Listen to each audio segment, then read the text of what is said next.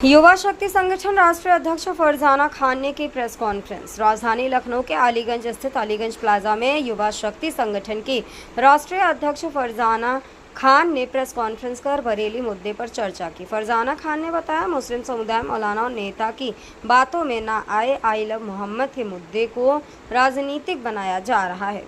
वहीं फरजाना खान मौलाना तौकीर रजा पर आरोप लगाते हुए कहा, बरेली हिंसा के जिम्मेदार मौलाना तौकीर रजा हैं, जो कि बगैर परमिशन लिए प्रोस्टेट किया और मुस्लिम समुदाय पर लाठीचार्ज हुआ। फरजाना खान ने बताया, युवा शक्ति संगठन आम जनमानस के मुद्दों पर कार्य कर रहा है और युवा शक्ति संगठन में युवाओं की बहुत तेजी से नियुक्ति हो रही है।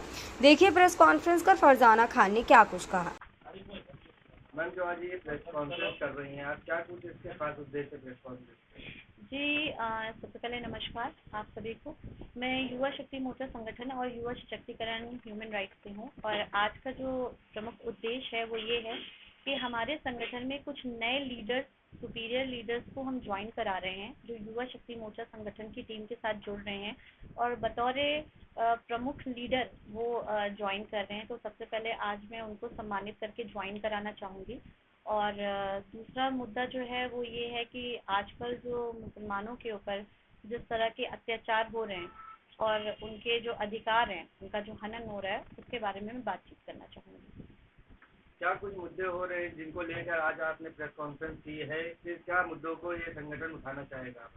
देखिए, मैं ये चाहूँगी कि ह्यूमन राइट्स का मतलब ही यही है कि मानव के जो अधिकार हैं उनका संरक्षण जो है वो सही तौर पे किया जाए, ठीक है।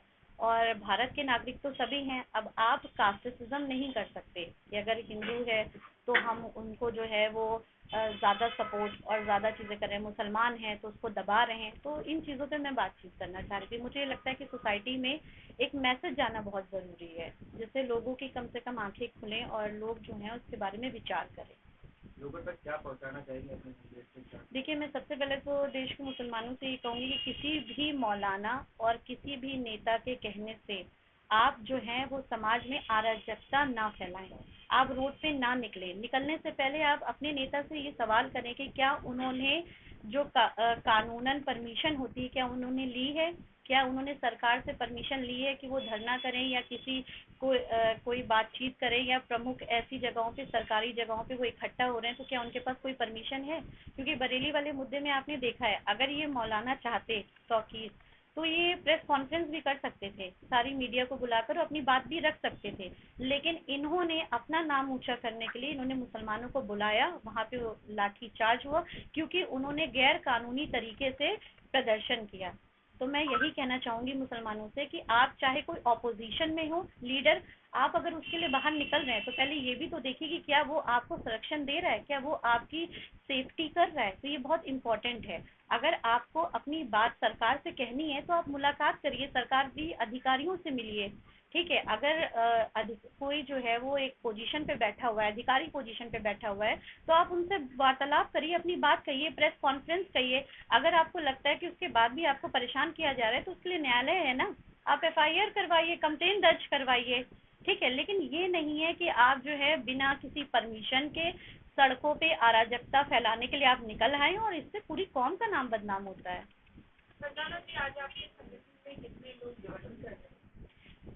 संगठन में आज जो प्रमुख लीडर हैं वो 5 लोग हैं। वैसे तो ये बहुत बड़ी टीम है इनकी, डालीगंज से, और इन्होंने काफ़ी समाज से रिलेटेड कई काम भी किए हैं और हमारा संगठन हमेशा उन्हीं लीडर्स को प्राथमिकता देता है जिन्होंने इससे पहले सोशल वर्क किया हो, लोगों की मदद की हो, सहायता की हो।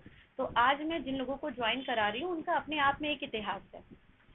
युवा शक्ति मोर्चा संगठन युवा सशक्तिकरण मानवाधिकार किस तरह से समाज में काम करता है और लोगों को किस तरह से सजग करता है? अगर आपको याद होगा तो 2022 में, क्योंकि आप सभी मीडिया थे वहाँ पे, नेशनल भी थे और जो है वो सिटीज़ न्यूज़ भी थी, तो जो पहली हेल्पलाइन लॉन्च की थी एसिड अटैक विक्टिम्स के लिए पूरे यूपी में, वो मैंने ही की थी। युवा सशक्तिकरण संस्थान ने पहली हेल्पलाइन लॉन्च की थी एसिड अटैक विक्टिम्स के लिए, जिसका शुभारंभ संयुक्ता भाटिया मैम ने और नीरज सर ने किया था, अगर आपको पता होगा।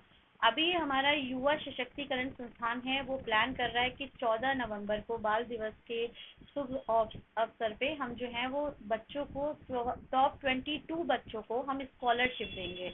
तो आप ये भी कह सकते हैं कि हम एक तरह से एजुकेट इंडिया प्रोजेक्ट को प्रमोट कर रहे हैं कि भारत के बच्चों को, अगर आप किसी बच्चे को 1st to 10th तक एजुकेट कर देते हैं, उसको स्कॉलरशिप दे देते हैं, तो 10th के बाद वो इतना सेंसिबल होता है कि वो अपनी पढ़ाई आगे कैसे कर सकता है, अपना करियर कैसे बना सकता है। लेकिन फर्स्ट क्लास के बच्चे को आप, अगर उसके पास एजुकेशन नहीं है तो उसे नहीं पता कि वो क्या करेगा, और आजकल महंगाई की क्या हाल है वो आपको पता ही होगा।